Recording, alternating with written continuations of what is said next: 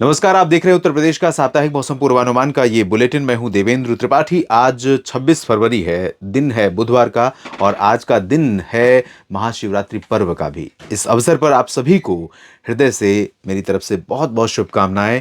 महादेव की कृपा आप सभी पर बनी रहे और आप सभी स्वस्थ रहें, खुश रहें, आपके जीवन में खुशहाली रहे, महादेव की कृपा सदैव बनी रहे। आइए जानते हैं किस तरह का मौसम अब से लेकर 4 मार्च के बीच में रहेगा। उत्तर प्रदेश का साप्ताहिक मौसम पूर्वानुमान आमतौर पर कल करता हूं, यानी मंगलवार के दिन, लेकिन कल नहीं किया था, आज आप सभी के लिए लेकर आया हूं। तो उत्तर प्रदेश में मौसम बदलने वाला है, बादल आने शुरू हो गए हैं, लखनऊ तक बादल पहुंचने लगे हैं और पश्चिमी क्षेत्रों में खासतौर पर उत्तर पश्चिमी रीजन पर शामली, सहारनपुर, मुजफ्फरनगर, बिजनौर, बागपत, मेरठ, अमरोहा, हापुड़, मुरादाबाद, रामपुर, इन सभी क्षेत्रों में कई जगहों पर आने वाले समय में बरसात होने की संभावनाएं हैं।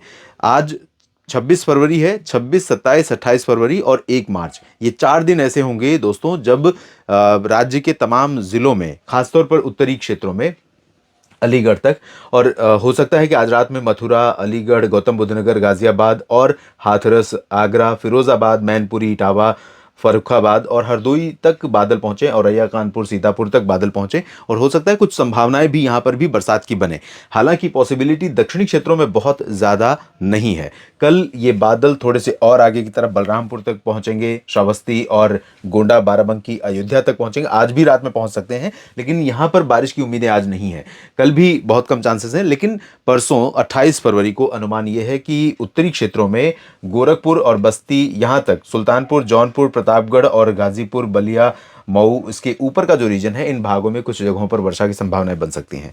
यानी कि आज से लेकर 1 मार्च के पहले कुछ हिस्से उत्तरी क्षेत्र में ऐसे हो सकते हैं जहां पर बारिश हो सकती है, लेकिन इस दौरान अगर बारिश हुई तो आंधी और बादलों की गर्जना के साथ होगी, बहुत लाइट होगी, हल्की बारिश होगी। हो सकता है कि कहीं पर ओले पड़ जाएं, लेकिन इसकी संभावनाएं बहुत कम है। अगर संभावना बनी भी तो लखीमपुर खीरी, पीलीभीत, बरेली, संभल, रामपुर, मुरादाबाद और बिजनौर, इन जगहों पर संभावनाएं ओलावृष्टि की रहेंगी। बाकी जगहों पर ओलावृष्टि के आसार नहीं है। वैसे बारिश की भी जो संभावना दिखाई दे रही है वो भी बहुत स्ट्रांग नहीं है, लेकिन रूल आउट नहीं कर सकते क्योंकि बादल रहेंगे और प्री मॉनसून कंडीशंस बन रही हैं, क्योंकि नमी अरब सागर से भी आ रही है, बंगाल की खाड़ी की तरफ से भी आ रही है और WD भी है। टेम्परेचर दिन में बढ़ रहा है और ऐसे में संभावनाएं हैं कि कुछ गर्जना के साथ, धूल भरी हवाओं के साथ बरसात देखने को मिल जाए और अगर हुई तो बहुत लाइट होगी। कहीं कहीं पर एक आध जगह ओलावृष्टि की आशंका रह सकती है। वैसे ज़्यादातर जगहों पर ओलावृष्टि की आशंका उत्तर प्रदेश में फिलहाल नहीं है।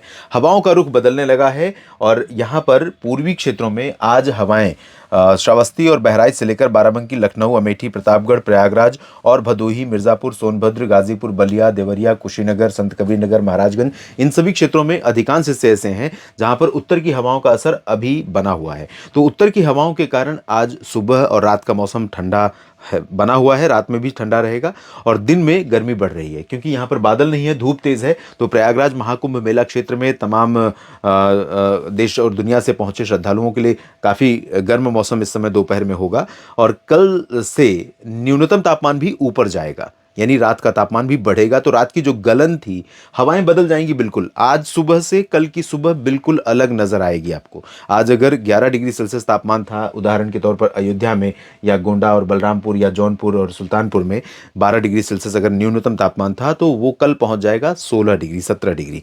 वजह यह होगी कि उत्तर की एक तो हवाएं बंद हो जाएंगी, ऊपर से बादल बादल जब भी आते हैं तो रात का तापमान हमेशा ऊपर की तरफ बढ़ने लगता है। कारण क्या है, ये बहुत सिंपल सा है कि जब हीट होती है रात दिन की, वो वापस नहीं जा पाती, ट्रैप हो जाती है, तो रात का तापमान बहुत नीचे नहीं गिर पाता है। तो ये कंडीशन रहेगी और उसके बाद 1 मार्च से पश्चिमी दिशा से ठंडी हवाएं चलनी शुरू होंगी क्योंकि पहाड़ों पर अभी हो रही है बर्फबारी, जो आज कल परसों में होगी, 1 मार्च को भी होगी और उसके बाद 1 मार्च से 2 मार्च के बीच में कुछ जगहों पर जो बर्फबारी का प्रभाव हवाओं के साथ नीचे की तरफ आना शुरू करेगा तो तापमान फिर से गिरने लगेगा। तो आप ये देखेंगे कि 1 से लेकर 4-5 मार्च के बीच में, 1 को रात में संभावना रहेगी मौसम में ठंडक आने की और उसके बाद 5-6 मार्च तक WD आएगा ज़रूर 2 मार्च को, लेकिन वो बहुत स्ट्रांग नहीं है। पहाड़ों पर थोड़ी बहुत बर्फबारी फिर होगी, लेकिन पश्चिमी दिशा की जो ठंडी हवाएं हैं उनके आने में बहुत ज़्यादा बाधा नहीं रहेगी। तो रुक रुक करके हवाएं चलती रहेंगी और उसके चलते सहारनपुर, शामली, हापुड़, बुलंदशहर, अलीगढ़, मथुरा, आगरा, हाथरस, औरैया, जालौन, उरई, झांसी, ललितपुर, महोबा, बांदा, चित्रकूट, हमीरपुर, कानपुर नगर, कानपुर देहात, रायबरेली, अमेठी, कौशाम्बी, प्रयागराज, मिर्ज़ापुर, सोनभद्र, यानी एंटायर रीजन में पश्चिमी दिशा की हवाएं 5-6 मार्च तक तापमान को फिर नीचे ले आएंगी, खासतौर पर रात और सुबह के तापमान को, जिससे रात और सुबह में मौसम में ठंडक बढ़ जाएगी।